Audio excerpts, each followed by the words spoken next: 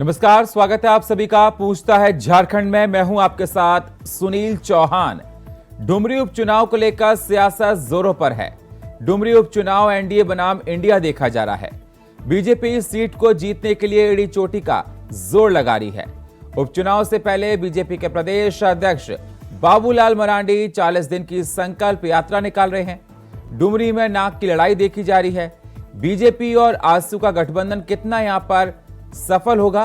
क्या प्रदेश की सबसे बड़ी पार्टी झारखंड मुक्ति मोर्चा जीत पाएगी डुमरी का रण? इसी पर करेंगे चर्चा, लेकिन सबसे पहले ये रिपोर्ट।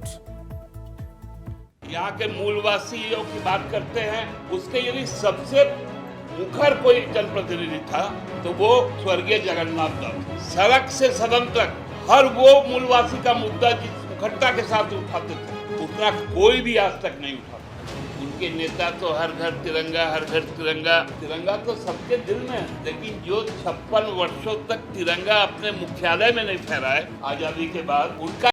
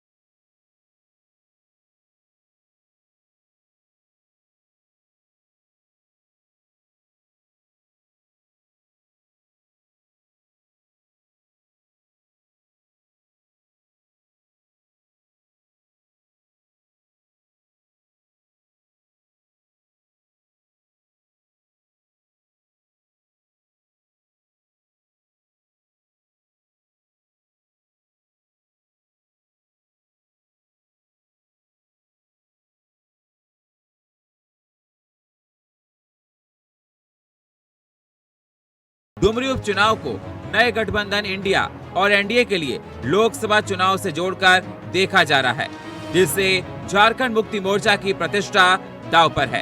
तभी जुबानी तीर चल रहे हैं। इसलिए झारखंड मुक्ति मोर्चा बाबूलाल मरांडी की संकल्प यात्रा और आजसू के सबसे बड़े चेहरे सुदेश महतो पर निशाने साध रही है। उनके नेता तो हर घर तिरंगा, हर घर तिरंगा। तिरंगा तो सबके दिल में है, लेकिन जो 56 वर्षों तक तिरंगा अपने मुख्यालय में नहीं फहराए आजादी के बाद, उनका स्वयंसेवक सिखा रहा है कि हर घर तिरंगा करना। जिन्होंने आजादी की लड़ाई को ही नहीं माना, वो अमृतकाल चला रहे। भारतीय जनता पार्टी को पानी पी पी कर कोसा, आज वो संकल्प लेके निकल रहे। और चाचा का इतना भतीजा प्रेम कि बड़हेट से शुरू करेंगे। स्वागत है। पहली बार प्रदेश स्तर के किसी नेता का, हमको लगता है कि नुक्कड़ सभा का कार्यक्रम का इतना बड़ा प्रचार प्रसार किया गया। हमने तो इनको पहले भी कहा था कि आप लोग को जब भी सभा करना होगा तो जब हाट बाजार लगता है वहीं चौकी लगा के कीजिएगा। इस बार भी सलाह दे रहे हैं कि जो कार्यक्रम तय कीजिएगा, जो प्रभारी लोग हैं, देख लीजिएगा कौन विधानसभा में किस प्रकार में किस दिन हाट है। बिना हटिया का बाबूलाल जी को सुनने वाला कोई है नहीं। यहाँ के मूलवासियों की बात करते हैं, उसके यदि सबसे मुखर कोई जनप्रतिनिधि था तो वो स्वर्गीय जगन्नाथ दास। सड़क से सदन तक हर वो मूलवासी का मुद्दा जिस मुखरता के साथ उठाते थे, उतना कोई भी आज तक नहीं उठा। आपको बता दें, पूर्व मंत्री और स्वर्गीय जगन्नाथ महतो की पत्नी मंत्री बेबी देवी चुनावी रण में हैं। डुमरी सीट झारखंड मुक्ति मोर्चा की परंपरागत सीट मानी जाती है। जगन्नाथ महतो 4 बार डुमरी सीट से जीतकर विधायक से शिक्षा मंत्री बनने का गौरव मिला, मगर अब इस सीट पर आजसू की यशोदा यादव को उनके सामने चुनावी दंगल में उतार दिया है। यानी एक तरफ बीजेपी प्रदेश अध्यक्ष बाबूलाल मरांडी ने हेमंत सरकार को उखाड़ फेंकने के संकल्प के साथ 40 दिन का संकल्प यात्रा निकाल रहे हैं, तो दूसरी तरफ झारखंड मुक्ति मोर्चा इमोशनल कार्ड चलाकर डुमरी पर कब्जा करने की कवायद में है। Bureau report, India voice, Ranchi. तो लगातार ये देखा जा रहा है कि डुमरी चुनाव पर सियासत जोरों पर। चर्चा करने के लिए हमारे साथ जुड़ चुके हैं सुशांत मुखर्जी, मार्क्सिस्ट नेता हमारे साथ हैं। हमारे साथ जुड़ चुके हैं अनंत अमित, बीजेपी के हमारे साथ झारखंड से हैं, और हमारे साथ जुड़ चुके हैं फिरोज खान, कांग्रेस नेता हमारे साथ। स्वागत है आप सभी मेहमानों का चर्चा में जुड़ने के लिए। सबसे पहले अनंत अमित जी, आपके पास ही आना चाहूंगा। जिस प्रकार से झारखंड मुक्ति मोर्चा का यह कहना है कि हमारी ये परंपरागत सीट है और इस सीट से हम बिल्कुल जीतने जा रहे हैं, वहीं बाबूलाल मरांडी ने 40 दिन की संकल्प यात्रा निकाली है, जिस पर लगातार सवाल उठाया जा रहा है। कहा जा रहा है कि ये संकल्प यात्रा सियासत के लिए उठाई गई है। मैं आपसे ये जानना चाहता हूं, अगर आप इस चुनाव में हार गए तो एनडीए बनाम इंडिया की जो लड़ाई देखी जा रही है, ये आगे क्या कुछ दर्शाएगी, क्योंकि 2024 का चुनाव पास में है। सुनील जी, बहुत अच्छा प्रश्न है। सर्वप्रथम मैं आज का डिबेट में श्रद्धेय भारत रत्न श्री अटल बिहारी वाजपेयी के पुण्यतिथि पर उनको झारखंड के 3.25 करोड़ जनता की तरफ से नमन करता हूं। क्योंकि आज झारखंड राज्य बना है तो उनमें उनका काफी योगदान था, तो 3.25 करोड़ जनता की तरफ से मैं माननीय श्री श्रद्धेय अटल बिहारी वाजपेयी जी को नमन करता हूं। अब मैं डिबेट पर आता हूं। एक तो अभी आप प्रोमो दिखा रहे थे सुशांतो जी का, सुप्रियो भट्टाचार्य जी का। तो सुप्रियो भट्टाचार्य जी को न तो स्वाधीनता संग्राम की जानकारी है, न भारतीय इतिहास की जानकारी है, और आरएसएस तो उनके बुद्धि से बाहर की बात है, पहली बात। दूसरी बात, हम आते हैं डुमरी चुनाव पर। सुनील जी, अगर डुमरी चुनाव वर्तमान सरकार के लिए खतरे की घंटी अगर नहीं होती, तो ये राजनीतिक तौर पे हम सभी राजनीतिक लोग बैठे हुए चर्चा कर रहे हैं, तो सरकार को चुनाव के पूर्व दिवंगत जगन्नाथ महतो जी के पत्नी को मंत्री बनाने का जो मैसेज है, वो साफ मैसेज ये पता चलता है कि सरकार की घंटी बज चुकी है। अगर सरकार को उनके काम पर और अपने काम पर और राज्य हित की बात होती तो वो पूर्व में मंत्री बनाकर चुनाव लड़ने की बात नहीं करते। अगर उनको थोड़ा भी डर था, राज्य की जनता जान चुकी है कि वर्तमान सरकार के किए गए कार्यों से राज्य की जनता दुखी है, इस वजह से इसके पूर्व भी आपने देखा होगा कि पूर्व के भी चुनाव में हाजी साहब के देहांत के बाद उनके पुत्र को पहले मंत्री बना दिया जाता है, बाद में चुनाव लड़ा जाता है, और जीतते कितने हैं? मात्र 2,500 वोट से। यानी कि सरकार ये जान चुकी है कि हमारी स्थिति बहुत ही खराब है, तभी उन्होंने मंत्री बनाकर चुनाव लड़ने की हिम्मत की। और जहां तक राजनीतिक समीकरण की बात है, तो विगत के चुनाव में भारतीय जनता पार्टी और आजसू अलग अलग चुनाव लड़ी, तो हमारे प्रत्याशी को लगभग 35,000 वोट मिले थे और आजसू के प्रत्याशी को लगभग 32,000 वोट मिले थे। और आज हम संयुक्त रूप से लड़ रहे हैं और दिवंगत जगन्नाथ महतो जी को 70,000 वोट मिले थे। तो इस वजह से हमें ये लगता है कि डुमरी का चुनाव वर्तमान सरकार के लिए खतरे की घंटी, और हम उनका ये साफ तौर पर कहना है, अनंत अमित जी का उनका कहना है कि सरकार की जो काम करने के तरीकों को जनता जान चुकी है, अब कहीं ना कहीं आपके लिए खतरे की घंटी है। आनंद जी जो है बहुत अच्छी बात करते हैं।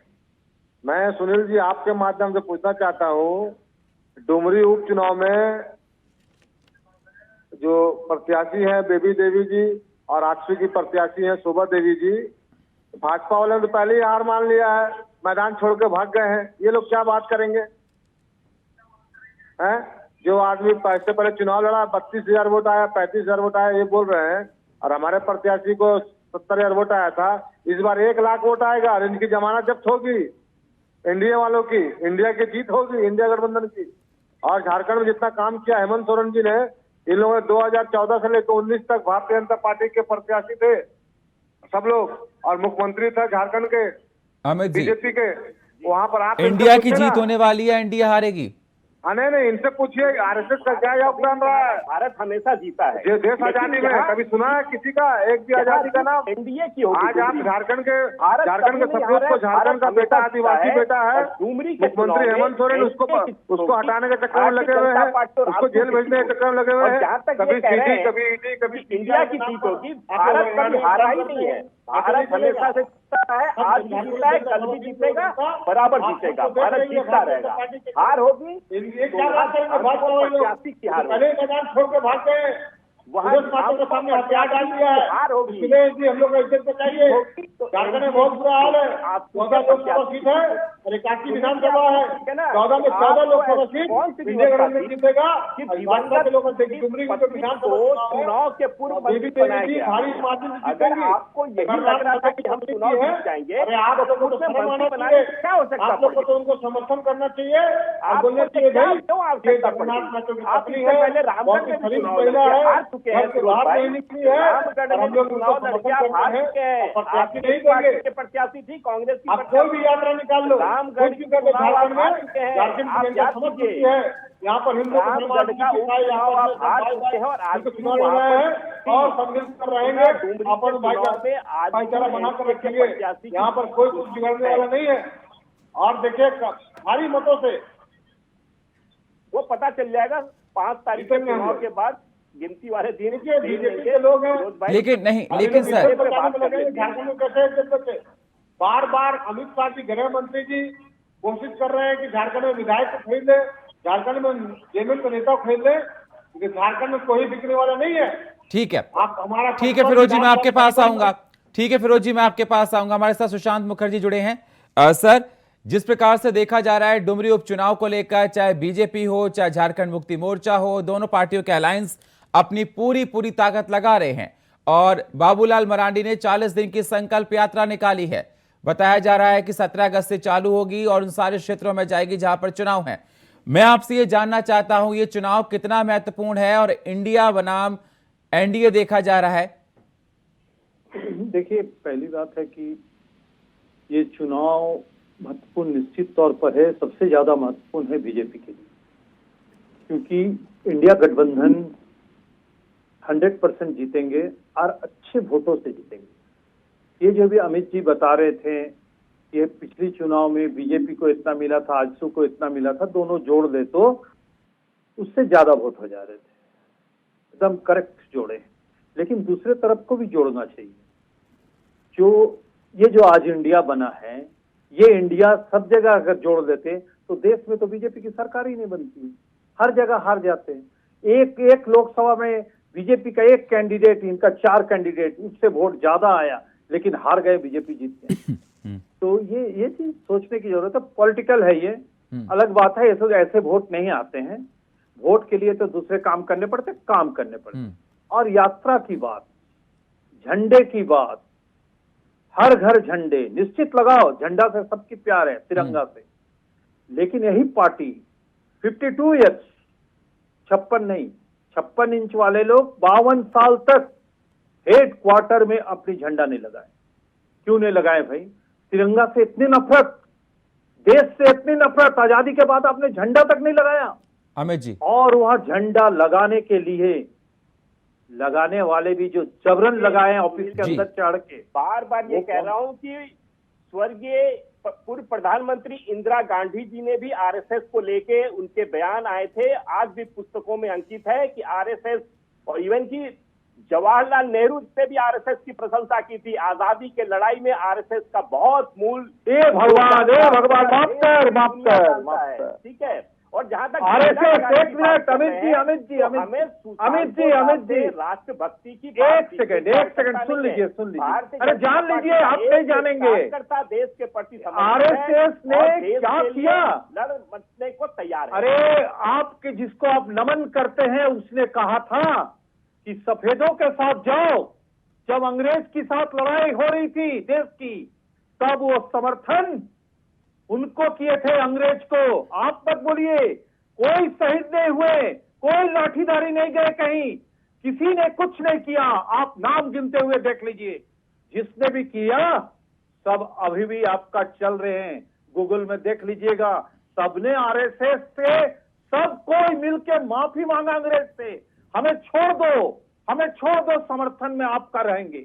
ऐसा ना बोले, आप आउट नहीं कर सकते। जो रिकॉर्ड है अमित जी, जो रिकॉर्ड है उसको मानना चाहिए कि आप देश के अंदर हमारे तिरंगा को 52 साल तक अपने हेडक्वार्टर में नहीं लगाए। ये गलत है। हमें लगता है कि इसके अब आपको ज्यादा प्यार आ गए, क्योंकि प्यार आना जरूरी है, क्योंकि 52 साल तक जो वो प्यार नहीं थे, आने के बाद अब लग रहा है कि आप प्यार कर रहे हैं। हम लोग को तो दिल पे है तिरंगा। अमित जी जवाब दीजिए। नहीं सुशांतो दा, आपको भी इतिहास और स्वतंत्रता संग्राम की पुस्तक पढ़ने की आवश्यकता है। अरे हम लोग संग्राम में थे। हेलो अमित जी, जितना भी आप पढ़ेंगे, भगत सिंह को पढ़ेंगे, सुभाष बोस को पढ़ेंगे, वो कौन थे, बिरसा मुंडा को पढ़ेंगे, सिद्धू कानू को पढ़ेंगे, अंग्रेजों से लड़े थे और साथ में आरएसएस से भी लड़े थे। भूमिका को महत्वपूर्ण बताया, तो आप क्या बोलेंगे? और जहां तक झंडे की बात है और देश के सम्मान की बात है, तो भारतीय जनता पार्टी का एक एक कार्यकर्ता देश के समर्पण में, देश के लिए समर्पित है और समर्पित था, समर्पित रहेगा। और आप एक नाम बता दीजिए, जनता पार्टी और संघ के कार्यकर्ताओं को एक नाम बताइए। आप लोग को सीखने की आवश्यकता है। हमारे आचरण से, हमारे व्यवहार से, हमारे किए हुए कार्यों से हमें सीखने की आवश्यकता दूसरे लोगों से नहीं है। आप ज्ञान की बात कर रहे हैं, आप हमसे ज्ञान लीजिए। आपके जितने लोग हैं माफी क्यों मांगे अंग्रेज से, चिट्ठी डाल के? ये कहाँ बात है? कौन सी बात हम आपके साथ रहेंगे। आज देश जिस विकास की स्थिति में बढ़ रहा है, आज देश पहुंचा है। अरे पहले ये बताइए कि आजादी में आप क्या किए थे? योगदान है। 52 साल तक बीजेपी ने अपनी हेडक्वार्टर में झंडा क्यों नहीं लगाए? इस तरीके से देश आगे बढ़ रहा है, दुनिया में देश मानना चाहिए कि हम काबिल है लोगों को। ठीक है, इन सब बातों पर सर डिबेट ना हो, हम लोग डुमरी उपचुनाव पर डिबेट कर रहे हैं सर, कि झंडा लगाया नहीं लगाया, ये मुद्दे से हम लोग भटक रहे हैं। डुमरी उपचुनाव पे आइए। जी देखिए, डुमरी उपचुनाव में कितनी भी मेहनत कर ले आप, बहुत ज्यादा मेहनत कर ले, तो यही लाभ होंगे। बीजेपी के जो एनडीए के जो गठबंधन है, आजसू और बीजेपी एक साथ नेक्स्ट चुनाव में लड़ेंगे, लेकिन हार निश्चित है, सुनिश्चित है। आपकी चैनल में बैठ के हमने कह दिया। ठीक है अनंत अमित जी, जिस प्रकार से सुशांत जी का ये कहना है कि हार आपकी निश्चित है, तो क्या माना जाए 2024 से पहले जनता ने आपको नकार दिया है? निश्चित तौर पे सुनील जी, मैं आपको दावे के साथ कह रहा हूं कि जब परिणाम आएंगे तो एनडीए की झोली में होगा। मैं सुनील जी आपके मार्फत से दादा से भी और अपने कांग्रेस के मित्र से भी पूछना चाहता हूं, फिरोज भाई से ही पूछना चाहता हूं, यदि आप इतने आश्वस्त थे, आपको यह पता था कि हमने काम किया है, तो चुनाव के पहले दिवंगत जगन्नाथ महतो जी की पत्नी को मंत्री बनाने का क्या कारण बना? सिर्फ यही कारण हो सकता है ना कि जनता में एक मैसेज देना। उसकी क्या हो सकता है? सेवा है औरत, उसको सम्मान दिया गया है। उसकी क्या हो सकता है? थोड़ी है आडवाणी जी को लेकर कमरे में बंद कर दिया गया है। हम लोग झारखंड मुक्ति मोर्चा हो, महागठबंधन हो, इंडिया गठबंधन हो, हम सम्मान देते हैं सबको। आपको पता नहीं है कि सम्मान नहीं देते किसी को। झारखंड में हमको सम्मान लड़ने आए थे आप लोग। उससे पहले हाजी साहब के पुत्र को आपने सम्मान दिया, तो बसंत सोरेन जी को सम्मान क्यों नहीं दिया? बसंत सोरेन जी भी उपचुनाव लड़ने आए थे, तो उनको आपने सम्मान क्यों नहीं दिया? ये उसके बाद बहुत ही बड़ा प्रश्न मैं उठा रहा हूँ सरकार के ऊपर। अगर उनको इतने ही सम्मान ये बताइए, आप देश दुनिया में डिबेट करते हैं, झारखंड की एक ऐसा प्रदेश है जहाँ पे चुनाव के पहले और भी राज्यों में होते होंगे, लेकिन मंत्री बनाने की आवश्यकता क्यों? मंत्री बनाने की आवश्यकता क्यों पड़ी? हम लोग वहाँ पर स्वर्गीय जगन्नाथ महतो जी की पत्नी को मंत्री बना करके आप थोड़ा कमजोर है, हम तो दादा के साथ डिबेट करते हैं। फिरोज जी एक सेकंड अमित जी, फिरोज जी लगातार यही बोला जा रहा है, जिस प्रकार से सुप्रियो जी का भी स्टेटमेंट निकल कर बाइट हम देख रहे थे। फिरोज जी, यही कहा जा रहा है कि कहीं ना कहीं आप लोग इमोशनल कार्ड खेल रहे हैं सर, इमोशनल कार्ड खेल रहे हैं आप लोग। मोदी जी की सरकार है और किसी की सरकार नहीं है। अरे फिरोज जी, आप कहाँ घूम जाते हो? मैं सवाल कर रहा हूँ, आप जवाब ही नहीं दे रहे हो। चुनाव क्षमा कर लो, झारखंड की जनता समझ चुकी है ठीक है, जनता समझ चुकी है सर। डुमरी पे आइए सर, कहीं और मत भटकिए। हम लोग जितने का काम करेंगे। अगर विकास किया, काम किया तो बता। लगातार ये सवाल उठ रहा है आपसे, इमोशनल कार्ड क्यों खेला जा रहा है? वोट आएगा कृषि देवी जी को, अमित जी देखिएगा, क्योंकि आप लोग जो सोच रहे हैं ना, दोनों मिल गए हम लोग, दोनों मिल ठीक के है फिरोज जी एक सेकंड सर। समीकरण नहीं चलेगा, वहाँ इंसान का समीकरण चलेगा। कंटिन्यू बोलते रहते हैं सर आप। ठीक है फिरोज जी, ठीक है, ठीक हिंदू मुसलमान मत बांटिए। हो गया सर, हो गया ना सर, बस ठीक। ओहो रुक जाइए फिरोज जी रुक जाइए। पूरा आपने बोल लिया, प्रिपेयर होकर आए थे आप। हो गया, आपने पूरा बोल लिया, प्रिपेयर होकर आए थे आप। हर जगह ठीक है सर, ठीक है, आपने पूरा बोल लिया जितना आप तैयार करके लाए थे। और देश में लड़ाने का काम कम करे और देश को। अरे सर रुक जाइए फिरोज जी, देखो अच्छा नहीं लगता ऑडियो डाउन करवाऊं मैं आपकी। करो, नहीं चलेगी। झारखंड जनता ने नकार दिया है, पूरा झारखंड में नकार। ठीक है जी, वो तो चुनाव का परिणाम बताएगा किसको जनता ने नकारा है, किसको नहीं नकारा है। ठीक है फिरोज जी, एक सवाल आपसे पूछना चाहता हूं। अगर आप इतने आश्वस्त हैं कि जनता के बीच में आपने काम किया, जनता आपको पसंद कर रही है, लगातार बीजेपी आप पे सवाल खड़े कर रही है। बीजेपी का कहना है कि आप इमोशनल कार्ड खेल रहे हैं। अभी हमने बाइट भी देखी थी सुप्रिया जी की। 4 बार जगन्नाथ महतो जी वहां के विधायक बने डुमरी से। आप देखा कि बीजेपी वाले बार बार वहां से हार रहे हैं। जब 2019 में इन लोगों ने अलग अलग चुनाव लड़ा, यादव और बीजेपी ने। सर मैंने तो ऐसे देखे हैं जो 40 30 साल से वहां का गढ़ हिल जाता है। मैंने चुनाव में तो ये देखा है, 40 साल 30 साल पुराने गढ़ वहां से हिल जाते हैं। हिल तो जाते हो बस, लेकिन डुमरी की फिर आप कैसे कह सकते हैं कि वहां से 4 बार विधायक बने हैं? सर देखिए, सियासत में कुछ भी हो सकता है फिरोज जी। भारतीय जनता पार्टी के लोग जो है ना, वहाँ महतो कार्ड खेल रहे हैं, महतो कार्ड। लेकिन वहाँ की जनता देख रही है, महतो कार्ड नहीं चलेगा, विकास का कार्ड चलेगा। जो विकास करेगा उसको जिताएगी जनता। 4 बार विकास। वही तो कह रहे हैं, अगर विकास किया है तो वही बीजेपी सवाल आपसे पूछ रही है। आप इमोशनल कार्ड क्यों खेल रहे हैं? नहीं, इमोशनल कार्ड क्यों खेल रहे हैं? क्यों आप ही बोल रहे हैं कि विधवा पत्नी को हमने टिकट दी, सम्मान किया। आज सुप्रियो जी की बाइट अभी देखी थी मैंने। किसी विधवा को सम्मान देना का इमोशनल कार्ड है? आप बताइए। नहीं तो ये बोलने की क्या हो सकता है फिरोज भाई? ये तो भारतीय जनता पार्टी वाले लोग हैं। सर देखिए, हर पार्टी में हम भी दिग्बंधर जी का सम्मान करते हैं, हमारी भी सहानुभूति उनके साथ है, भारतीय जनता पार्टी की भी सहानुभूति। समर्थन दे दिया। देखिए ये कह रहे हैं, अमित जी बोल रहे हैं कि हमने समर्थन दे दिया है। सहानुभूति की बात कर रहे हैं। समर्थन। धन्यवाद अमित जी, धन्यवाद। सहानुभूति की बात आप समर्थन दे दिए हैं। भारतीय जनता पार्टी ने कह दिया। अभी अमित जी ने कहा भाजपा तो प्रवक्ता है, सम्मान करते हैं, समर्थन करते हैं। देखिए सुनील जी, बहुत धन्यवाद अमित जी। यात्रा की बात कर रहे थे तो मैं ये बताना चाहता हूँ कि माननीय बाबूलाल मरांडी जी के नेतृत्व में 40 दिनों का एक संकल्प यात्रा भारतीय जनता पार्टी ने तय किया है, जो कि 17 तारीख से यानी कि 17 अगस्त से लेकर 10 अक्टूबर तक चलेगा। और राज्य के सारे 86 विधानसभा क्षेत्र में माननीय बाबूलाल मरांडी जी जाएंगे और राज्य की परिस्थिति, चाहे वो भ्रष्टाचार का मामला हो, लॉ एंड ऑर्डर का मामला हो, विकास का मामला हो, तमाम मामलों को लेकर राज्य की जनता को अवगत कराएंगे और राज्य की जनता से अपील करेंगे कि वर्तमान की सरकार को उखाड़ फेंकने के लिए राज्य की जनता एक मत होकर आज भारतीय जनता पार्टी के नेतृत्व में जो अगली सरकार बनेगी उसमें आप लोग सहयोग करें और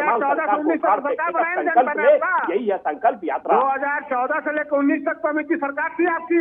आपने क्या कर लिया झारखंड में? तो झारखंड को बर्बाद कर दिया, नौजवानों को बेकार कर दिया, नक्सली सीमा पर बढ़ गया, गुंडागर्दी बढ़ गया। ठीक है सर, ठीक है।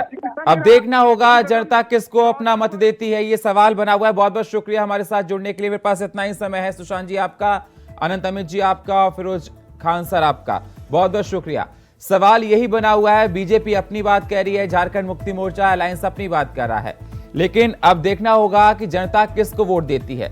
लेकिन जिसकी भी जीत होती है, चाहे वो इंडिया के घटक दल की हो, चाहे वो एनडीए की तरफ से हो, ये आने वाली राजनीति में बहुत कुछ बताएगा, क्योंकि 2024 का चुनाव नजदीक है।